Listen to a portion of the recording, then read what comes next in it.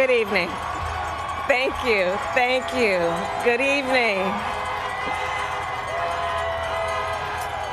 So, thank you. Good evening. So, Congressman John Lewis, before his passing, wrote, "Democracy is not a state, it is an act." And what he meant was that America's democracy is not guaranteed. It is only as strong as our willingness to fight for it.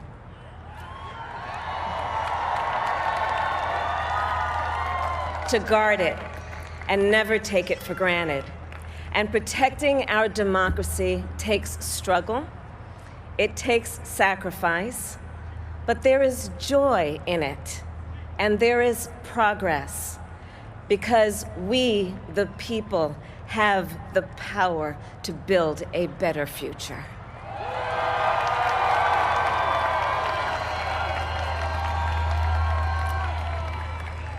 And when our very democracy was on the ballot in this election, with the very soul of America at stake, and the world watching, you ushered in a new day for America.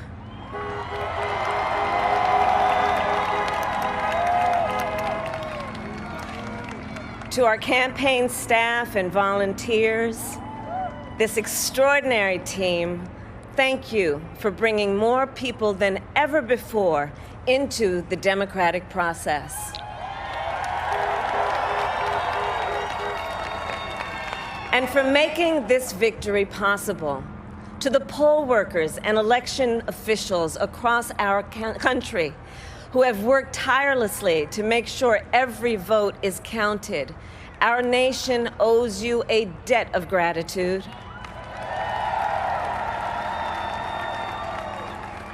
You have protected the integrity of our democracy.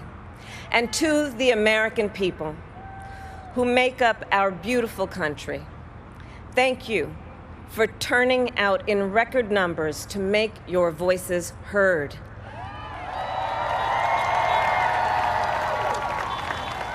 And I know times have been challenging, especially the last several months.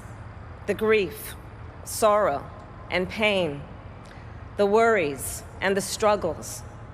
But we have also witnessed your courage, your resilience, and the generosity of your spirit. For 4 years, you marched and organized for equality and justice, for our lives and for our planet. And then you voted.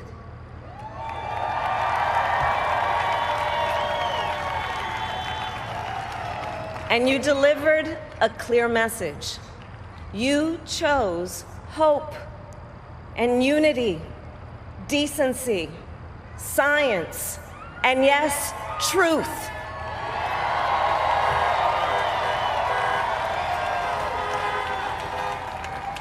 You chose Joe Biden as the next president of the United States of America.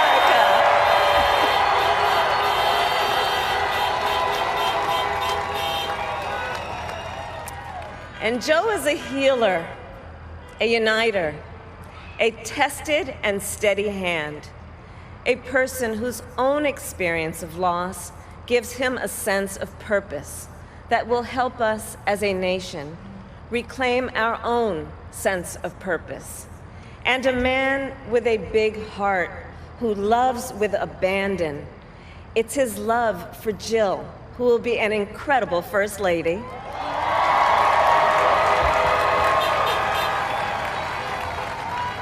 It's his love for Hunter and Ashley and his grandchildren and the entire Biden family.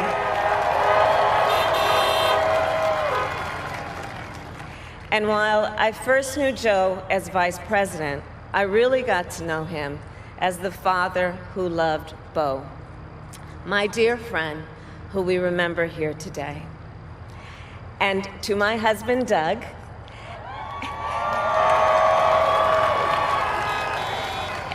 children, Cole and Ella, and my sister Maya, and our whole family. I love y'all more than I can ever express.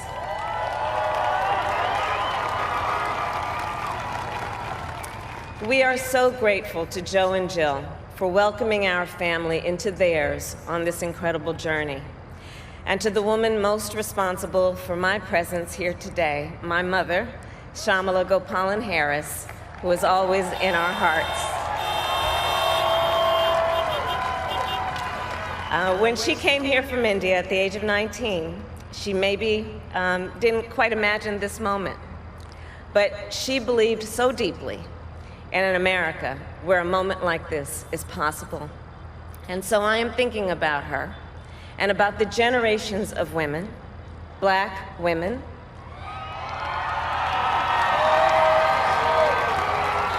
Asian, white, Latina, Native American women, who throughout our nation's history have paved the way for this moment tonight. Women who fought and sacrificed so much for equality and liberty and justice for all, including the Black women who are often, too often, overlooked, but so often prove they are the backbone of our democracy.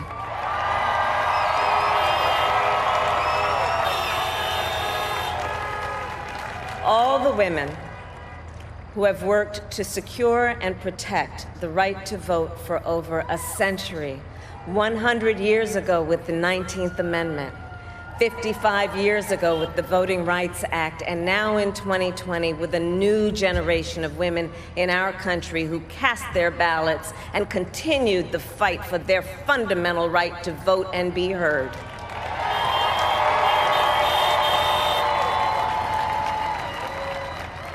Tonight, I reflect on their struggle, their determination, and the strength of their vision to see what can be unburdened by what has been. And I stand on their shoulders. And what a testament it is to Joe's character that he had the audacity to break one of the most substantial barriers that exists in our country and select a woman as his vice president.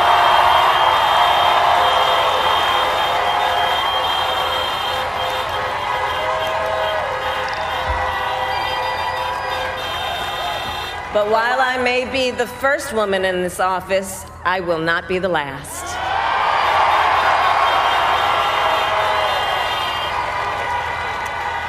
Because every little girl watching tonight sees that this is a country of possibilities. And to the children of our country, regardless of your gender, our country has sent you a clear message. Dream with ambition, lead with conviction, and see yourselves in a way that others may not, simply because they've never seen it before. But know that we will applaud you every step of the way.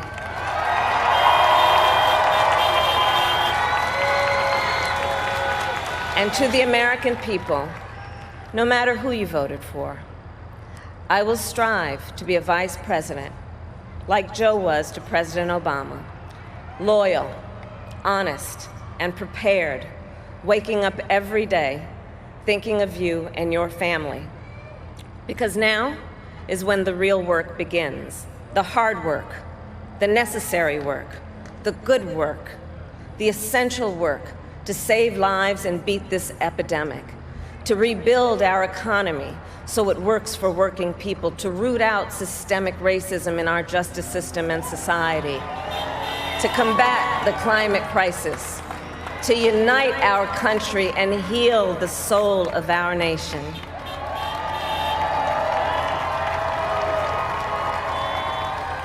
And the road ahead will not be easy, but America is ready. And so are Joe and I.